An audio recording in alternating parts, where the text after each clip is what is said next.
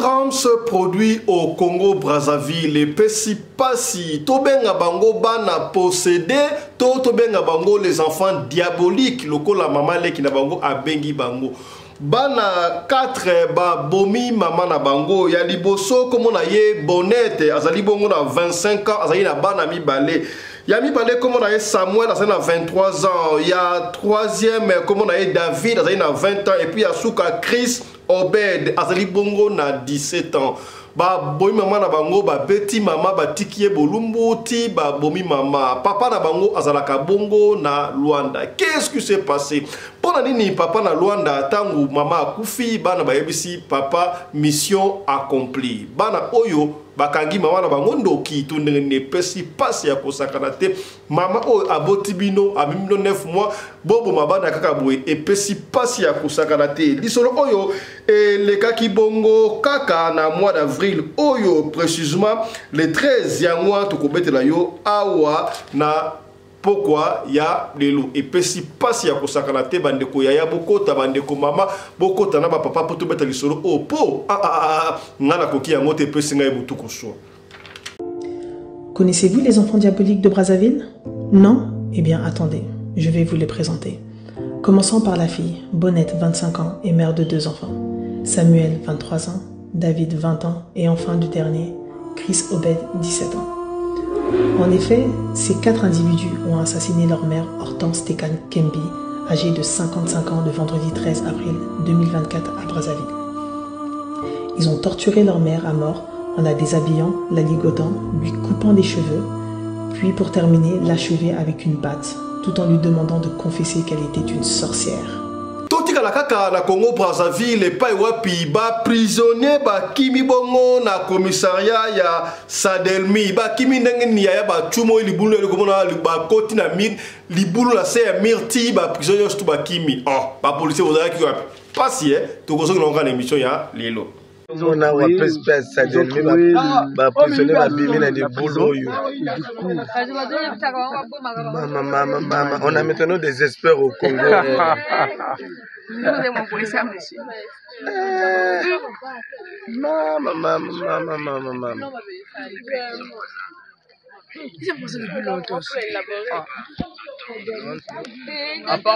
Les experts au Congo, les experts, pas prisonniers, les 52 prisonniers, ma bimina les boulois.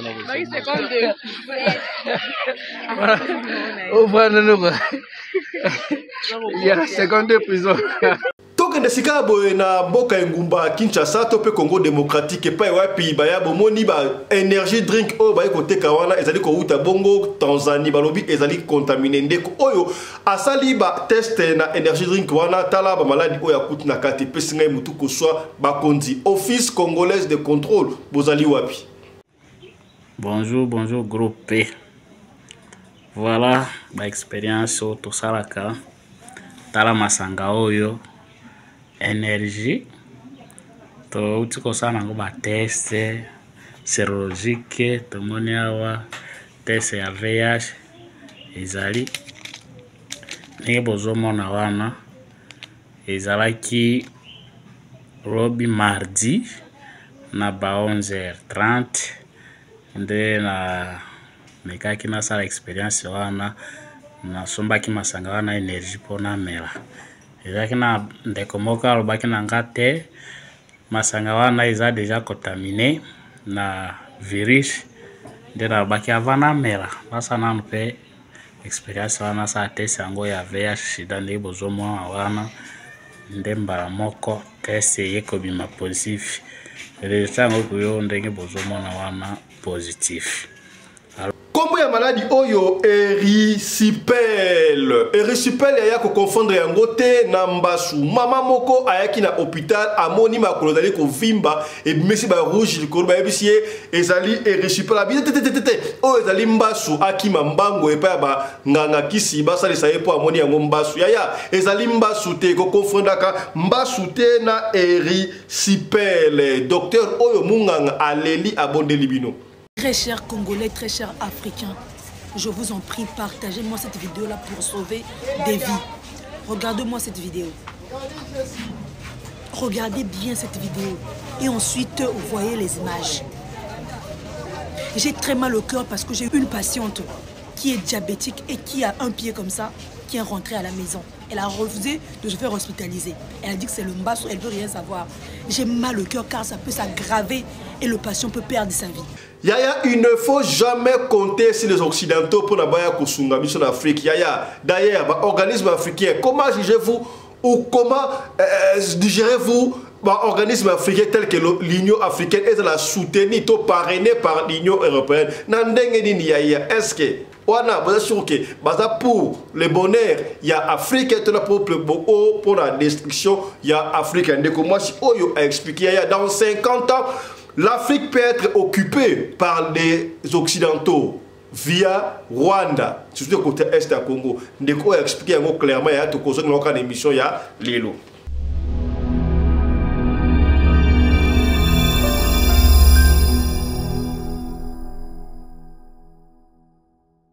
Yaya, yo mutu olataka size to ba pointure ba sapatu ya minene yo baninga basalaka makolumike kasi na nenga mabete likozaka munene la partie à 42 donc 45 mata kuna tala solution ezwami.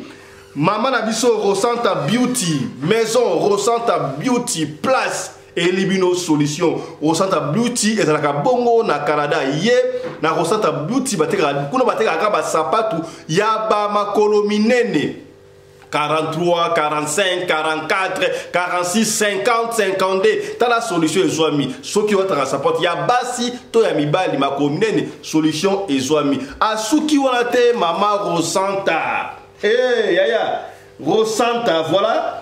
Rosanta Beauty ya silualate ye ateka kapeba oyo. Mais oh ba ngoni. Voilà. Moni hein. Moni Koli outi bongo na Canada et komi la Rosanta. Au moins be sharp oyo. Be sharp yaya. Voilà. Voilà be sharp kitoko yo ola bon monsieur okene na feti. Feti.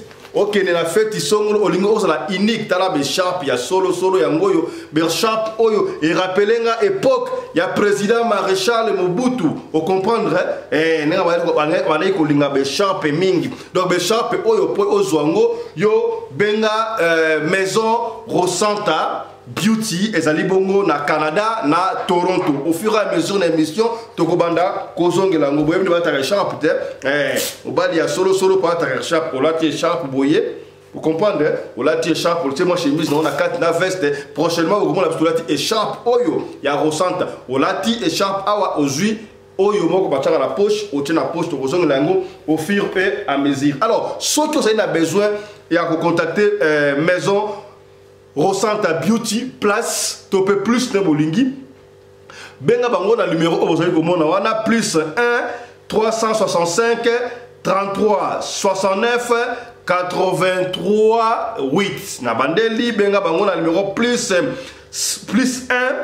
360 336 98 38 wana okozwa bongo maison Rosanta Beauty na Toronto na Canada bakotuna ya makololo taraminene à partir à 45 mata kuna 52 53 54 numéro 55 tina 58 yaya ko hésiter benga soko ko ngini numéro te benga biso ko na TikTok o kota TikTok obetika ka Rosanta Beauty okomona bakola ksa on ba ta be shop wana ndenge ali ko défiler wana yo koti bongo na Rosanta pona o se procurer na numéro ya sapatu oyo ya yo kitoko makasi landa écharpe ya été yango zo bana déjà na Europe voilà même na hiver pour la Afrique wata yango ya ndenge wana ne écharpe nango prochainement bon na tokola tango ndenge eko bima. Je suis Rosanta Beauty. J'ai décidé de faire ces vidéos pour vous répondre aux abonnés à la recherche des écharpes.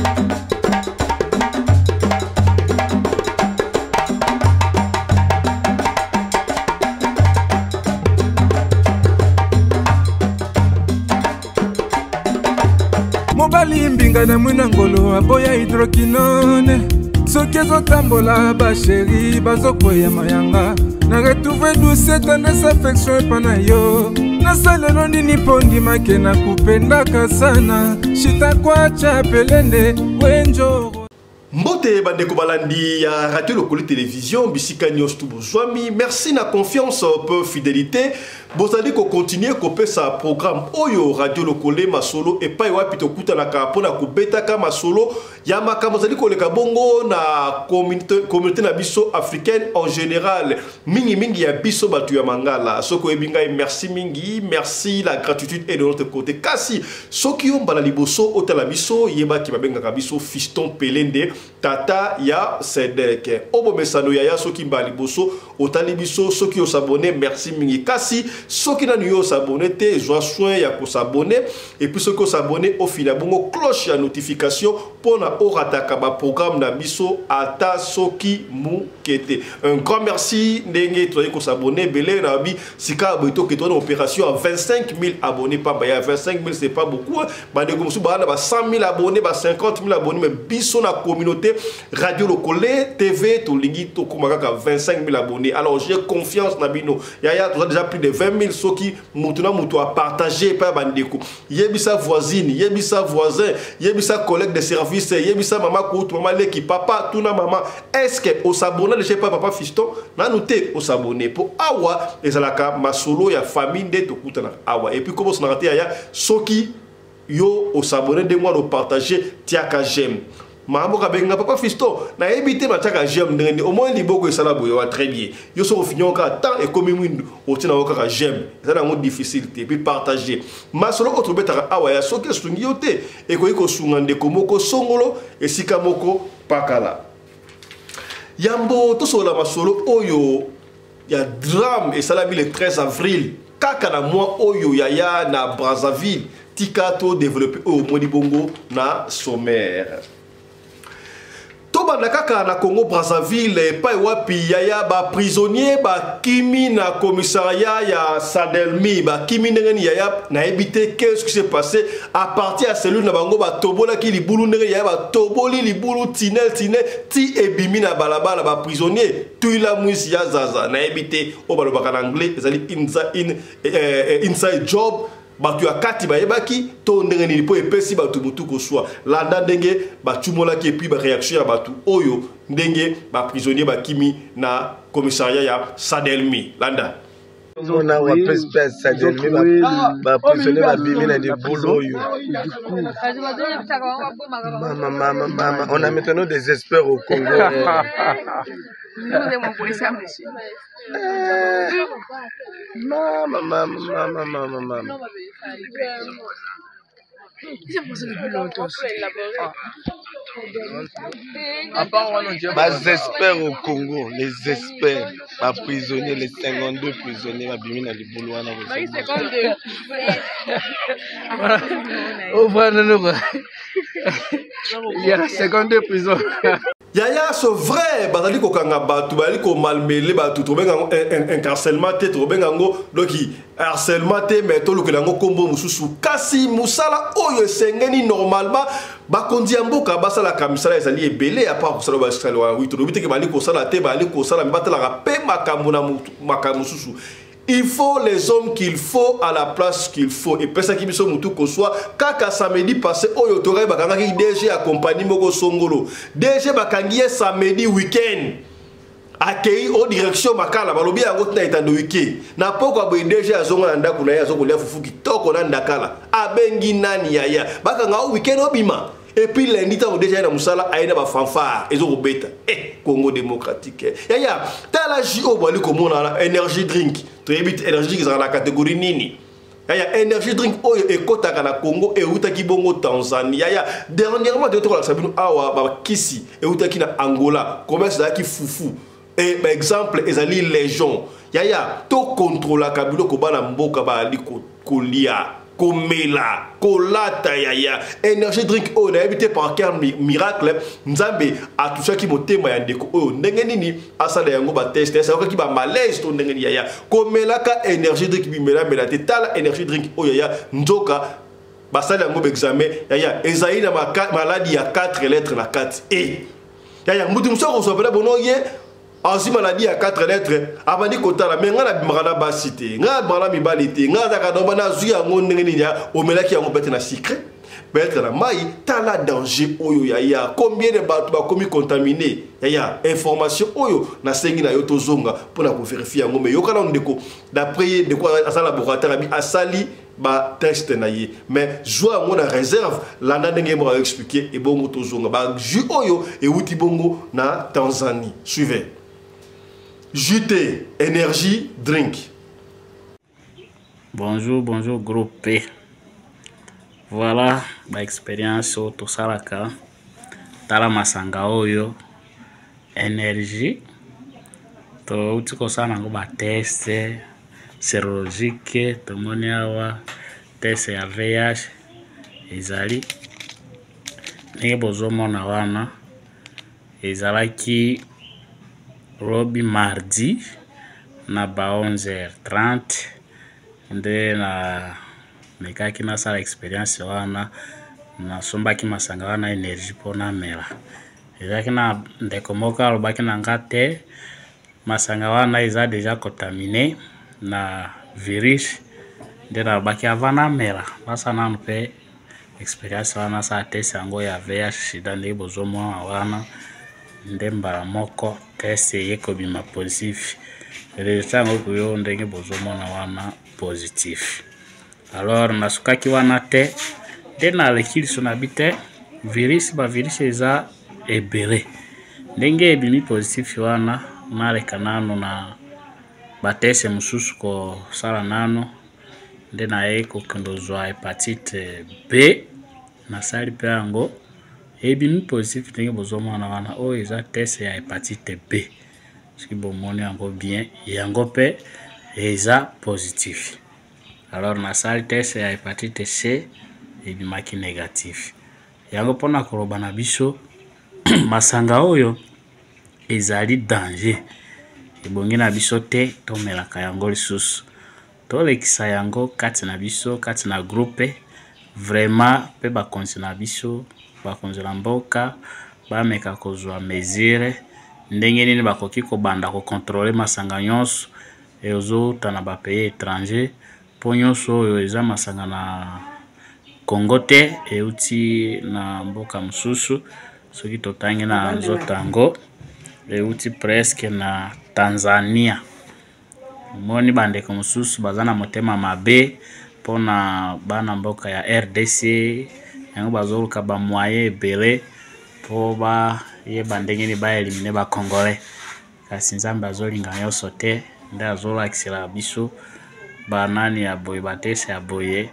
to bana déjà ko découvrir vraiment to ebite bakonzi na mboka surtout bo bafandaka na ba frontière ba contrôlaka ba produit wana faut batalela yango bien bazwa nano mesure d'urgence pona ko sauver mboka.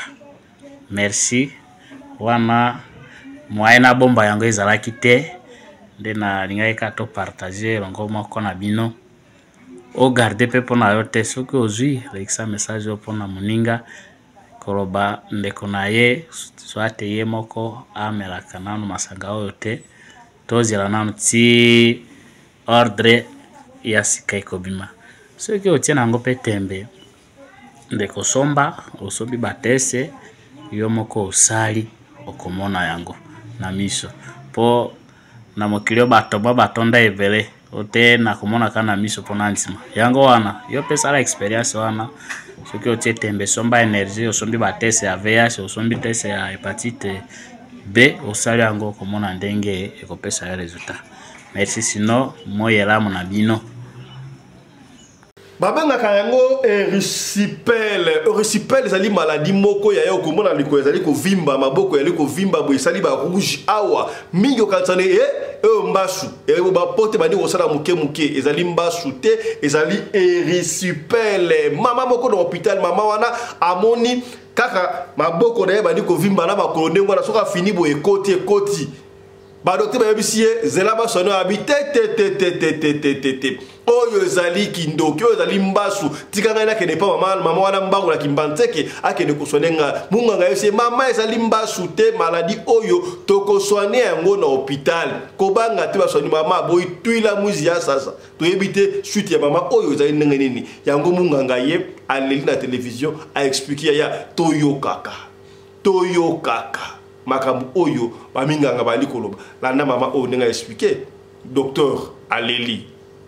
Très chers Congolais, très chers Africains, je vous en prie, partagez-moi cette vidéo-là pour sauver des vies. Regardez-moi cette vidéo. Regardez bien cette vidéo. Et ensuite, vous voyez les images. J'ai très mal au cœur parce que j'ai une patiente qui est diabétique et qui a un pied comme ça, qui est rentrée à la maison. Elle a refusé de se faire hospitaliser. Elle a dit que c'est le mbasso, elle ne veut rien savoir. J'ai mal au cœur car ça peut s'aggraver et le patient peut perdre sa vie. Si vous-même ou un de vos parents présente un pied qui gonfle, qui est douloureux, avec les plaques comme ça rouges, chaud, c'est-à-dire qu'il y a une chaleur, c'est un pied inflammatoire, c'est l'érésipèle. La maladie n'est pas spirituellement transmissible. Et même si c'est spirituellement transmissible, c'est physique, on arrive à la voir. Et venez à l'hôpital, s'il vous plaît. C'est une maladie infectieuse de la peau, causée par certains microbes ou certaines bactéries. Le plus souvent, le streptocoque bêta-hémolytique du groupe A, le staphylocoque et d'autres. La porte d'entrée, c'est peut-être une plaie, des égratignures. Seulement les égratignures, ça peut provoquer ça. Et donc, faites très attention. Si vous voulez que je vous parle mieux de cette maladie-là, en tout cas, écrivez en commentaire « Érésipèle n'est pas mbassou ». On veut la suite. C'était le docteur Mwinda. Attirer l'attention de tout le monde. Et la maladie peut compliquer et donner une septicémie grave. Et ça peut entraîner à la mort. S'il vous plaît, je vous en prie, partagez cette vidéo pour sauver des vies. Merci. Yaya makambo oh ça fait couler beaucoup d'encre toyoka ki yango contrat oyo Royaume-Uni esnaki bongo na Rwanda il paraît bato o bazo kende na Royaume-Uni illégal babwa kingunda bakoya kotala makambo na bango na Rwanda la a une espace te kasi ndenge nungu za kusala pays na biso il paraît bakuta place wana wapi est na Congo démocratique tala kunteki tala kumamba à part wana toyoka ki paraît soki Israël ba israélien balingi balongola ba palestinien kuna na Gaza baya na bango na este ya mboka na Congo démocratique tout le monde les gars dans la télévision to banini et ça la ipeka erreur on ne sait pas to fungola misu na sepeli na analyse ya ndeko mwasi oyo a expliquer à les Africains réveillons-nous. Ouvrons nos yeux. Sinon, dans 50 ans, on peut perdre l'Afrique. Dans 50 ans, quelque chose peut se passer. Rwanda, très très. N'oubliez pas, na empire Yima tout na livre na bango ba comment ils veulent occuper l'Afrique centrale mobimba et plus tard l'Afrique mobimba wana. Yaya qu'est-ce qu'ils font quand ils vont amener bato à l'opposo pembe wana tangu bakoya ba jibala na biso ya basi ba jibala na biso ya bibali ba sangana bango ba lingi ba faire disparaître l'Afrique. Est-ce que boyebi ki ba pays lokola ba Brésil ezala ki ya ba noir ba pays lokola ba Argentine ezala ki ya ba noir mais ba noir ba koma fiu muke ne ba lobaka. Yaya comment jugez-vous, comment digérez-vous organiser monene Union africaine ba pays sur Afrique et Sangani mais base à la parrainée par Union européenne on a tout l'or diamant minerai zinc Afrique a tout pour se développer mais continent pauvre et à quoi parrainer en gros. Est-ce que vous digérez ça tant que vous avez la réunion à l'Union européenne?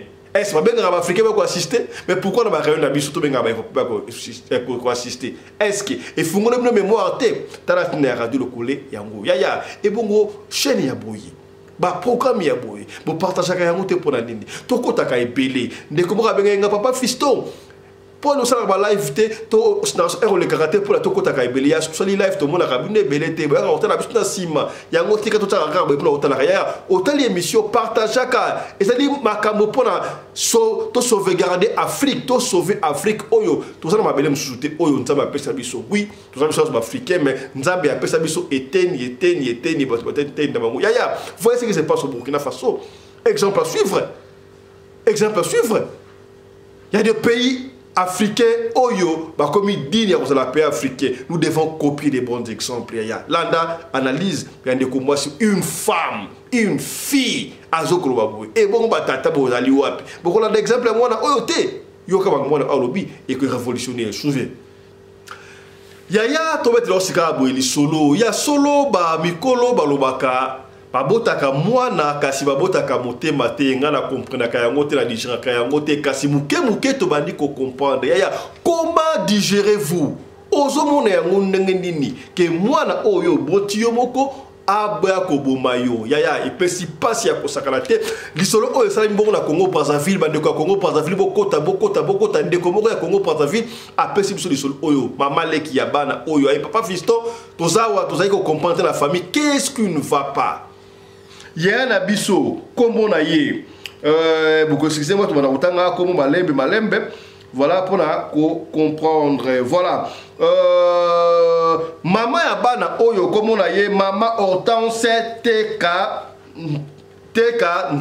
Nkembi, voilà, Nkembi, voilà. Maman Hortense TK Nkembi, Azali Bongo, na 55 ans. Drame Oyo, ça a mis le 13 avril, Kaka Oyo. Maman Hortense mobile na ye azalaka bongo na Luanda na Angola na ebité papa akena na Luanda na circonstance nini on ne sait pas kasi comme ya mobile ya maman Hortense papa Sam Kasanda ye azalaka bongo na Luanda est-ce que akenda akoluka na Luanda soki vie pesi abenga libota na ye on ne sait pas mais azalaka bongo na Luanda mama atika na Congo Brazzaville a se débrouiller na bana soki papa pe atindaka mbongo to atindaka mbongo te on ne sait pas mais oui c'est vrai mama encadraka bana très bien mama oyo na papa oyo babota bongo bana 4 bana bakoli sinon maman azali na 55 ans moi na liboso azali jeune fille oyo azali na 25 ans kombo na ye Bonnette yaya totanga ba komo parce que bazali ba criminel to benga ba nani bana maudit to bana diabolique to bana possédé na petit boko lukela bango kombonga na ebité mais tante na bango moko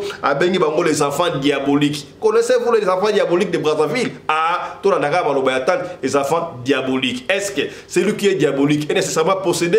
On ne sait pas. Moi, je suis comme Bobette, une jeune fille déjà à 25 ans. Bobette, oyo, asa na mbalité, mais asa na bana mibali, abota bana mibali. Donc, maman na biso oyo, Hortense asa déjà koko. À partir de moi, je suis Bobette. Moi, je suis mibali, azali bongo Samuel. Yaya, ba so ba photo to likaba mona ba photo ba to autre beta les solo.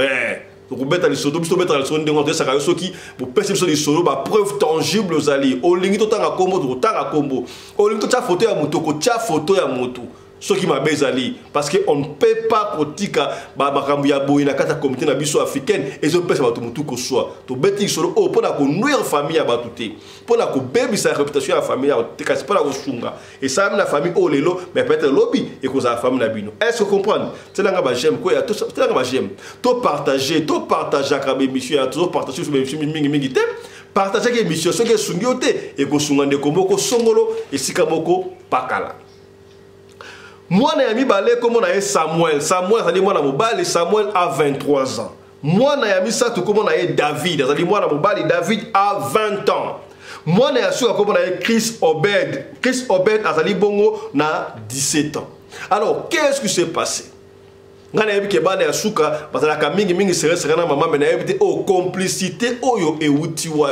Est-ce que les enfants ont été possédés? S'ils étaient possédés, par qui? Ces enfants sont réellement diaboliques, on ne sait pas. Complot les banaye ko salama ndenge nini. Complot les banaye ko salama ndenge nini bino 4 bo sali complot bo nuire maman na bino. Ata yo mwana ya suka za service na maman. Okoyebisa maman te. Pas si ya ko sakana te. Alors, un bon matin, c'était le vendredi 13 avril. Na ebité babanda ki plan na bango wapi ko pour ça, on ne sait pas, mais le vendredi 13 avril, tangu maman auti musala, maman oya kendra ko luka pona bango. Maman tangu aye. D'abord, yo mwana ya 25 ans, comme on a ni Bobette. Yo moi na 25 ans, moi si à 25 ans maman les sakayo. Oyena bana no mibale ba koko na bazo vanda ndako ya maman na bino. Maman auti musala. Trakasera ye. Alambeli bino biloko balie. Tango basilisi kolia. Basisi kolia. Maman koti na chambre pour se reposer. Ya mukola koti, on soit koti, ba menacer maman ba dit ko attaquer maman. Oh maman yoza kandoki. Eh maman zandoki. Pona ni biso fizo bongate. Yoko ya 25 ans. Ngai pona nini? Nazana 25 ans boy. Nazo bota bana, mais nazo bala tendre ni. Oh, est-ce que so bala te futa maman. Bino ba fia mikolo yo. Ba petit android. Tango bokansara, tango ba parents ba so ko pesa bino conseil. Yaya, likambo za malamu te. Ozo kanza papa to maman ta contre ba succès na yo. Mais tango répercussion ko salama yo kangi papa ndoki na ndenge nini ya mobala lo babo ngama kamwe salate comment est-ce que biso sala ba 25 ba plus de 20 boto ngana ba parler maman ndoki ba bandi ko menacer maman ba beti maman na bango ba kati maman na bango suki na mulangi ozo kata maman suki tia buzeka okata maman suki sans pour autant botia papa on savon na mutu na musu na gilette musu na mbeli musu na mulangi ba menacer maman ba kati maman suki ba tiki maman bolumbu maman oya bota yo. Oh, boyebi yango que yo mwana okoki komona bolumbu ya ba parents na yote quelle malédiction, même la Bible le dit, les enfants respectez vos parents pour que vous vivez longtemps. Bref, bana o ba menacer maman ba étrangler maman musu ba su ba tia maman ba mbeli mabe ba tia maman ba gilette mabe. Bref, maman na bango ba bomi maman na bango. Yo kasi ko li solo. Tango ba sili siko maman na bango, ya na bango a su téléphone. Atindeli papa na bango Sam Kasanda na Luanda. Papa, mission réussie. Tobomi maman akufi. Et bato mokili makambo minyanga na lelio mama ya boko via mutsenga yo moko. Oui, c'est vrai. Vina yo d'abord il faut o te cœur vina yo o protéger vina yo na no yo moko bana bayaka pe abosima tala sika bana ba mama na bango tango ba bengi papa bon papa fiston we baki message wa ndengeni tango mbila ya kozo bango nde pour mon message wana et si lui wa papa bengi comment est-ce que bino olobima ngba solo oto lobima kambwa solo tala kutu video yango ba filmer ndenge mama na bango akufi batindeli papa mission accomplie. Mission accomplie. Tant que bandé ko sala mouvement wana donc ba voisin bandé parce que maman zo ganga konso kuna nini ba quand le wala ko soana mais par après ba yoka sumake l'été ba voisin ba yoka yaya les oreilles les murs ont des oreilles ba lo ba ndingo wana ba voisin fallait ba ko sa intervention ko ya ndenge ni que maman za kana bana est très bien nani yango ya ko ndima ke lo kana ko sala na foyer. Bref, tant makele zalaki voisin moko ya mutema malamu ayoka ndengo wana ba benga mbila tanga benga mbila il se fait que yaya na bango abimaki ya mukolo 25 ans o na bana mibale comme na bobette yo mwana mabe bobette abimaki so que somba unité so que tango mbila kwei ba beta po beta o su 4 o batira misatu wana Samuel David Chris Obed Moaeba Bima et Zala Kité. Mbila Kweli Bango, Mbila Simbi Bango. Baza déjà ba majeur. Déjà, Chris a 17 ans, mais déjà a participé à la crime Bango Simbaye. Bakagi Bango, Baza Sika Abwenama Boko ya Mbila. C'est une chose grave. Mbila Kagi Misatuana, Tangu Yana Bango Yoko Zonga, Wana Mbila Kena Bango, Mbila Nana Simbi Yana Bango Te, Bobette Oyo Mama ya 25 ans, Yabana Mibale, Azo circuler librement. Et Pessi Moutou soit. Batouni Bana, pourquoi vous avez tué votre mère? Oh non, c'est notre papa qui nous avait demandé de tuer la maman parce qu'il paraît la maman est sorcière. Et si quelqu'un en Angola, kuna makamne aussi mbate, maman m'a freiné et puis n'era awa to progresser dans la vie, to avancer raté, maman a besoin de sorcière. Aïe aïe aïe. Yaya, yo kanga maman na yo sorcière. Ou kanga parents sorciers ya. Moutamemi 9 mois ti okolukuna yango ato papa za sorcier maman za sorcier oui okoki mandoki te solo la kana bango oyebi ke ndoki a profitaka nde tango asengi eloko boyi nde akoteli wana zalaka gentil na bango tout ce qu'ils font zalaka gentil na bango po mabe kokota Donc papa atindi baboma maman na bango pour na jalousie na éviter. Alors chose grave na enquête ya mbila tango yeko salama mbila moni lisusu nini que non maman azalaki na ami na ye moko boye. Ami ya mama wana ami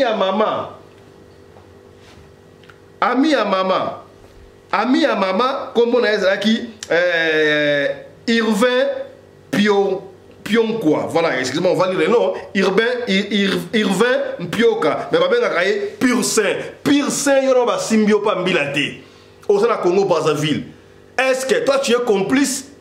Yakoboma, maman Yvonne, pardon, maman Hortense Teka Kembi. Moi si à 25 ans, maman Omoni wala, moi si bonzenga, oya obunda, pona bana nae, mobali ya kenda Angola, Luanda. Papa ke nangola na bulni est nangola kuna azo moi sim souté otinda bana na bino donc ya Bobette 25 ayo no bakangi ote mais ke mbila ko choyo baboko le maman de Brazzaville bo manifester pour batchapela nous batcha Bobette baboko parce que Bobette mtabandaki makamwa ya kotaki na chambre mutia liboso pour amener maman est-ce que tango yo na kosala kindumba okena kosala ki Chelsea maman mtatinda kiyo oboti mwa bana mibale maman na taki obota bana. Mais pourquoi le lobo kanga maman ndoki? Ata maman azandoki. C'est à vous de faire la justice na maman na bino. Et puis si passe du solo oh nga esili singa ma ina makila et puis singa mutu ko soit esui na koki sute. Mutu na nga esui makasi. Mutu na nga esui makasi. Pour le kambu ya boy. Ya solo to ndimiro baka to bota kabana. Mais to bota kamute mate. Ata bongote mama oyo ayo bofanda kandako ya elle mo kutu bokoza ba ndekote boza ba ndekote mais tellement bosala ensemble bo mesala bo monaka et comme le kola kindeko soki mutana na problème boy ozoma le kola ezuyo pona nesa ka soki mutu ya kufi to yebana mutu boka kufi to bandi kolela et ça rappelle un sentiment affection bo mesala na mutu o mesala na mutu tanga bandi azana pasi akufi to le kabe komelie yango ça la passe wana yo olela mais yo mama oya yo et puis ya est-ce que mutu le sur ko la ndenge suis mama uti musala aye asombi biloko papa na biso pa kima papa ngoko bona ye papa Sam Kasanda bande ko yangola lukelanga papa Sam Kasanda mettre na Facebook papa Sam Kasamba isika osani Kasanda Luanda assassin bande ya Luanda papa Sam Kasanda. Na oki sur le solo moko boye ya eu de pasteur oyo ba olinga bo men certain pasteur na Luanda pasteur wana ba refulaka ba on de la tembo ba kenaka pasteur a joué atika ki église tant ba refulaka ça pasteur a joué asali bango appel de fond ba tini mbongo ba zongo une église na Luanda ba fungola ba église na bango tellement église na bango ezo pesa te siko ba tini ba bandi ba ya ko boma pasteur oyo azaka l'église bango kala en tout cas bato wa Luanda boza terrible bien pas ça c'est l'histoire to kobeter la bilongo prochainement mais awa na lingi bande ya Luanda bo lukula biso papa Sam Kasanda assassin et puis na Congo Brazzaville ba mama otaki komo na ye Bobette komo na ye Bonnette jeune fille à 25 ans Bonnette ba pesi biso carte fa na raté pour tante bango asala mo ba réserve. Mais papa fiston beta li solo yemoko atindi audio na video bana ngo bango ya to kana nu ndenge mama de kina bango soki pe tata moi soki mama leki azoko expliquer yemoko bengi bango asali na neto wa poème. Connaissez-vous les enfants sorciers de Brazzaville? Voici les enfants sorciers. Bano mama leki na bango avec moi les enfants sorciers yo bengi nan. Est-ce que les enfants maudits, les enfants possédés, les enfants mal éduqués, n'imité parce que maman éduquée à bon kitoko, mais bah ça n'est ni. L'endroit où maman bango, maman les a expliqué et bon dozonga, tout ça c'est monsieur. Connaissez-vous les enfants diaboliques de Brazzaville? Non? Eh bien attendez, je vais vous les présenter. Commençons par la fille, Bonnette, 25 ans et mère de 2 enfants. Samuel, 23 ans, David, 20 ans et enfin le dernier, Chris Obed, 17 ans. En effet, ces 4 individus ont assassiné leur mère Hortense Tekan Kembi, âgée de 55 ans le vendredi 13 avril 2024 à Brazzaville. Ils ont torturé leur mère à mort en la déshabillant, la ligotant, lui coupant les cheveux, puis pour terminer, l'achever avec une batte, tout en lui demandant de confesser qu'elle était une sorcière. Après avoir achevé leur mère, Bonnette, l'aînée des 4, a appelé leur père Sam Kassanda, vivant actuellement à Luanda, en Angola, toute joyeuse pour lui dire « C'est bon, c'est fait papa, nous avons vaincu, notre mère est morte », tout en se réjouissant. C'est à la suite de cette information que nous supposons que ce crime atroce aurait été commodité par le père. Bien évidemment, le père des enfants ne serait pas le seul à être de mèche dans ce crime épouvantable. Le conjoint de Bonnette, Irvine Ponquois, connu sous le nom de Pur Sang, est aussi impliqué dans cette affaire atroce. Aujourd'hui, les 3 garçons sont incarcérés, mais leur grande sœur est toujours en liberté. Bref, je ferai une autre vidéo avec plus de précision, mais en attendant, faites partager cette vidéo au maximum. Que justice soit faite pour ma tante. Voilà, je crois que tu l'as dit, histoire, est-ce qu'il y a un péché qui soit été? Il y a un péché qui bana oyo na bandeli ba komo na bango ya liboso komo na e Bonnette na 25 ans à sa mère de 2 enfants ya Nibale ya mobali komo na e Samuel à sa 23 ans ya Misatu komo na e David à na 20 ans ya so komo na e Chris Obed à na 17 ans bango nde ba bomi mama na bango kombo ya mama na bango mama Hortense Teka Nkembi à sa 55 ans mama oyo papa na bango oyo atindi baboma mama na bango komo na ye papa Sam Kassanda azali bongo na Luanda babi esalamaki na complicité na ami moko ya mama un certain Irvin Pio nkwa Irvin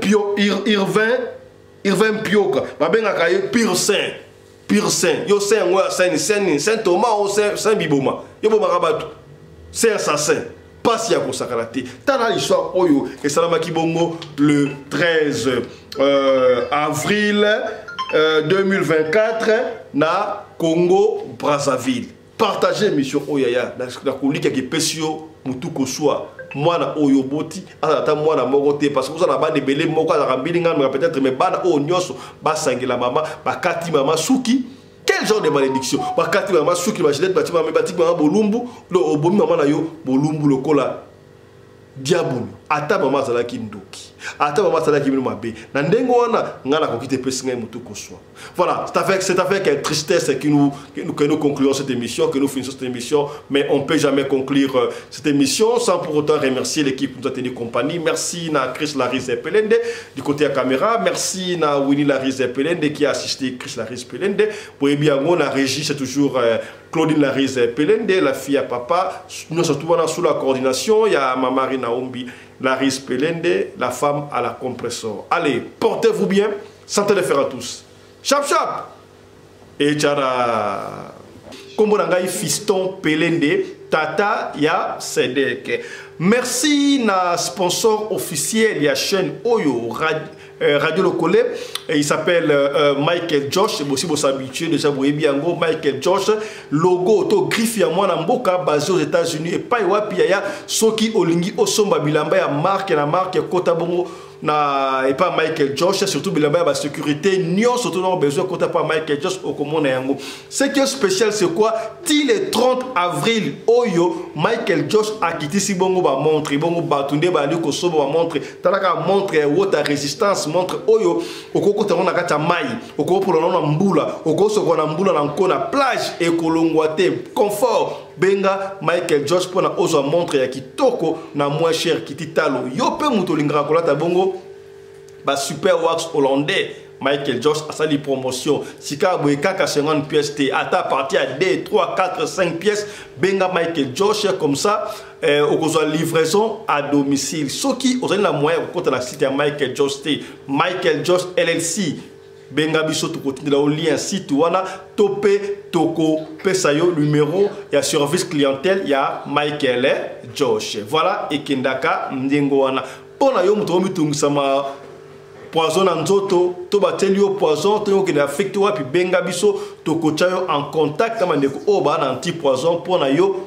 o bongama on ne sait jamais yaya fabi to tika kala baninga o tika kala makambo échanger est-ce que comprendre anti poison ezali benga biso o to loba kité tolobi.